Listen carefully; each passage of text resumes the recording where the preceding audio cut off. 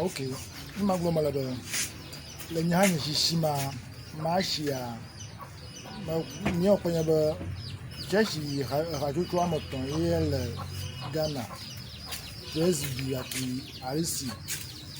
Be mataris. Onye keshi o nyama ke le nyede ma nyama tura. Yele tura. Ke le kama maga chuha maga poha be ni togwa na akotra okwo na ku be na shinaja na nku na wodo aru nku ha na wodo una boku mati be ndunana Ewenyigba le dokonu ta okwo ame so okwo na ku Tanu be kwa klokpo de alo klokpo egomede. Ma vie be okple ni hal ku mo de gomon me se ra ke ni ha ku bo klokpo ka o le gbo o to la ko blokuklu ayu le tovulan wa yu akpokpo le mai ma sa be Ewenyigba nu ha u bole mai meta Ewenyigba nu be ame to nka amadudu to mo ha na o kpokpo ma kwa ke o shigo le mo kata dobove mo dobove kata ajo ma yi fe to kwa so o shigo le mo be ta mi o nya ma nya to entinje Ebe le gama goji be dekonu nu mai dekonu kple church de kadodo kaile ma o ma ko dekonu ha ihe to ihe lo moji church ha lo moji mo le ma le mai na gboma la ha nyanu ka ha o shie nyanu na shi blackpa bobo ha ma ta fa ka fa ma le ka goji ko adole o nyanu ji be blenya ka ha ma na le ga kumamu ye le ga kumamu na enyentu na bia da nyanu ara na shi nyanu ha ka le ji o abiege bi o ye kponya aru no da nyanu na aru ye kponya nu ya e ji o la o le nyanu afo ma yige aru o nya po mi mata wo ngo ye be bi anyo be na da nyanu yo aru mo nyo be na di yo ta akama ha nga kpelenti se me de fi e ko atoko dance ya si mo ko nya no so ra nya mo le atoko aho mo de nyanu ko tu ta akama ha nga kpelenti akelo nko potinu a dekonu kple soli dodo de ekai na kpo be enyo alo kai na dasideji le onu fofo me abo kata anuyene bibla ma obo mo ga o na ka ko e ko de konto ha e ko de konto ha e ko nyeselo ha si e ko nyeselo ha si talo nko potina na dasideji be dekonu na noji malo na noanya fifi nyale mate asi metasi de ga mate ko ta bola si ntu alabe ihe allo mo jiho de kon allo mo jiho akawa be church aro alu soli ado hon fi over le fie o le dekonu church aro le nyima ma yo fon ko na gero ma dekonu ye gbon le fie ye ko ho wona ke kamade no nyobe ho na wona na ma alo ele ba de fie be dekonu church yo nya alo church entonto yo nya me kuma wala bebe ma ye mio hamavio ha do nka do na kenya ga atu manti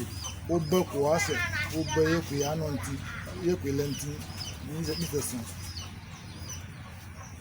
ne bo le man ma ha ke ma fi manyo o do to ha wala gbe pare be kechi to a wono bo bovan akiro to bano nkan folo yo wati ba ko na to shile ni avo kechi to ma yi don la agudo to beta esai de no pa o be subo like church to kan ga for reason aga yire aga ba no mi kon le egudu to ma gbo ko kama mo ba alago mo sem ga kana ba egudu to nya maka o egudu to se bo ya pe te o nya me kire abusam o nya abusam to yema ga nya ga kwalenti aro trust subo ga kana kunna na ma troto ha global yi munya abusam to trust subo la vovo na abusam subo ama yen makulema be onye agudu to kwa abusam to onye abusam to na fi ama wulo onyo ama e mala Kristo mo kwa abusam to de konu ka talenti de konu to wa boda be de konu to ta ama vie ye manya ni be swaga jere yi ha ke manga aka talenti ye bia mala bere la o le on kokotinu a no ko de konu ko dem alo no blan edome o de konu mala wa de konu dum de konu ele de konu nya ka fi ma no ni e fon fia yen kula jibe ma yide nyi ne nya de bol mi to klashi to komi ko to klashi ira buju e da nye nyi ne nya o be komi vie to bakpa ke ben ta kama yigbo adegbo viola sika fi mai ye o tom pere adegbo vi won ti o nye fanti to o tonyo to polon ti be ma ya o to yidu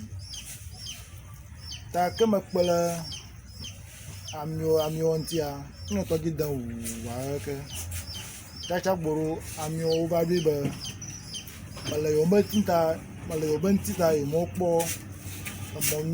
ne yo afisi ta odwe be na mi toji nfoke kwa ne wa ba danya eto kanya gbo malafia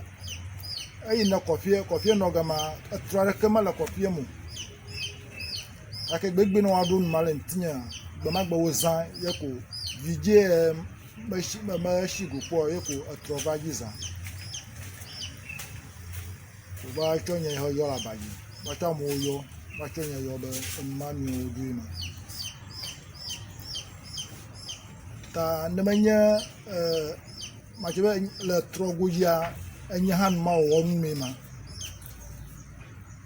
nemanya tre va fo ye opo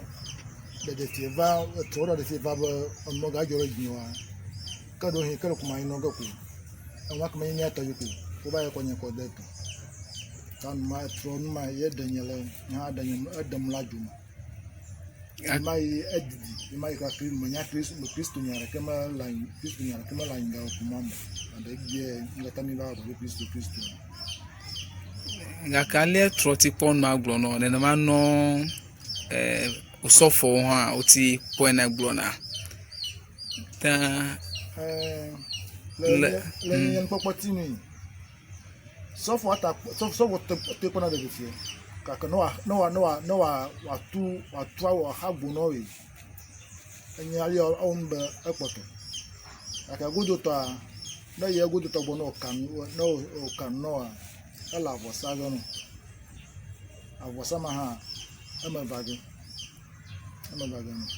enu fie be usofo mo ofodo o ma deblibo alo ma de manya mokaji wo ho de fia pon le de tumi ye manya mokanu egudo to ho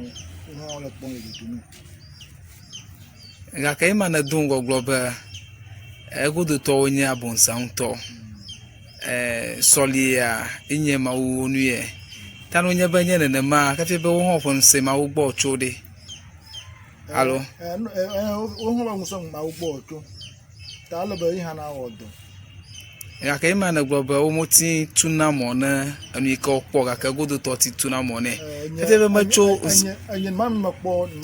to ntino aba no joro jinye po eta ma ina be mala gbon nga ka no nya ban se cho ma ugbo de le be wano pe kwade na no ngude manyala ke o to homo se cho ma gbo afi le dola o mota e ma matanya kale mata o anya kale